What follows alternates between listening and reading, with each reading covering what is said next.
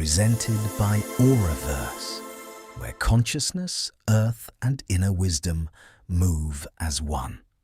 Showcase your work at auraverse.network and let your voice travel across worlds. Before we begin, let your breath arrive gently where you are, and let your attention grow clear and steady, like a flame sheltered from the wind.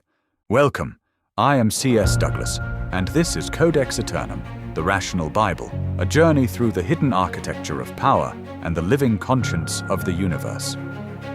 This program is endorsed by Authorpedia, the world's only encyclopedia exclusively dedicated to authors, a living archive where writers and thinkers are immortalized through literature. Visit authorpedia.org and become part of our enduring legacy. In Book 6, The Sages, we now enter Episode 86, Zoroaster, Free Will, and the Ethics of Light. Zoroaster, the prophet of ancient Persia, looked out over a world caught between radiance and shadow. He taught that this drama of light and darkness is not only written in the sky or in the rise and fall of empires, it is written most decisively in the power of each human being to choose. Free will, in his vision, is not a small convenience granted by the gods, but the very hinge on which the fate of a soul turns. Think of free will as an inner crossroads you stand at in every moment. On one path lies the light of Ahura Mazda. Truthfulness, generosity, courage, and care, all gathered under the name Asha, the deep order and rightness woven into reality. On the other path lies the murmur of Angra Mainyu, the temptations to lie, to harm, to despair, to believe that nothing really matters. No one can force your feet in either direction. Your freedom is the space within which you answer the question, whom do I serve, here and now? For Zoroaster, ethics are the compass that keeps this freedom from dissolving into confusion. Ethics are not a list of arbitrary rules handed down by a distant authority. They are a way of getting your inner compass to point toward Asha, the pattern of truth that guides sons and souls alike. When you act honestly, you are not just being nice. You are bringing your small corner of existence into resonance with the larger harmony. This is why he crystallized his teaching into 3 deceptively simple phrases: good thoughts, good words, good deeds, humata, hukta, huvashta. You can think of them as 3 notes in a chord that must sound together.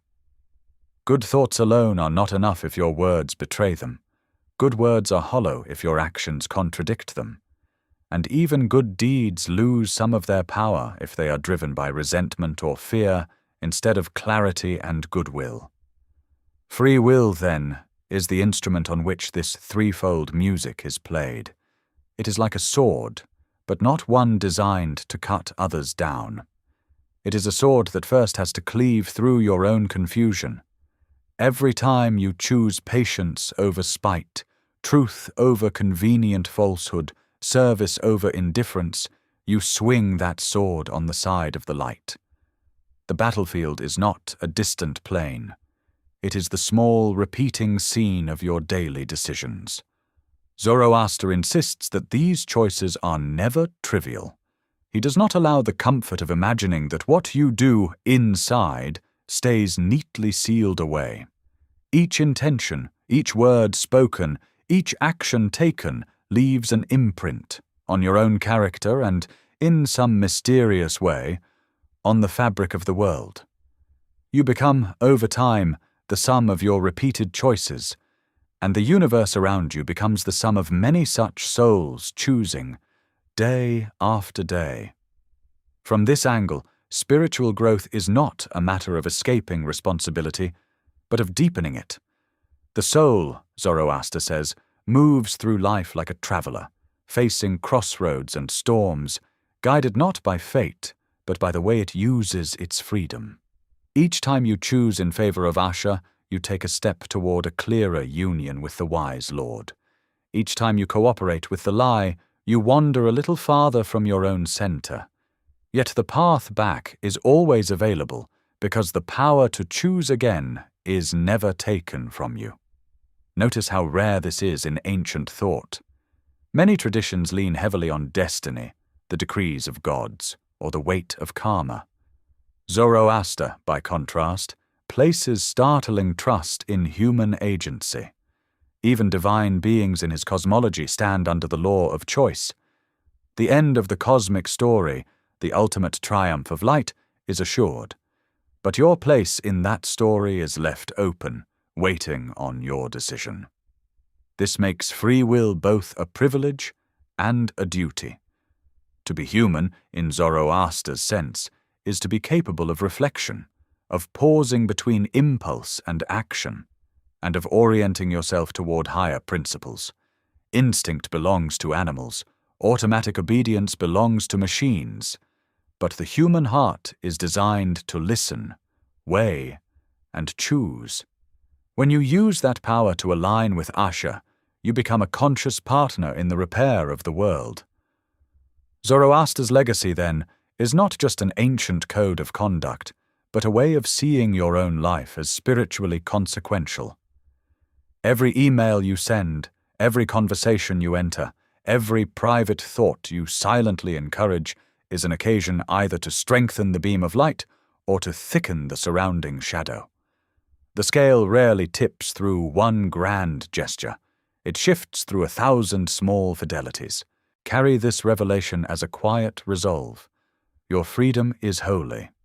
It is the channel through which the wise Lord invites you to help shape the destiny of your own soul and of the world. When you choose in favor of good thoughts, good words, and good deeds, you are not merely behaving well. You are participating in the unfolding of the cosmic plan, helping the universe remember what it is meant to be.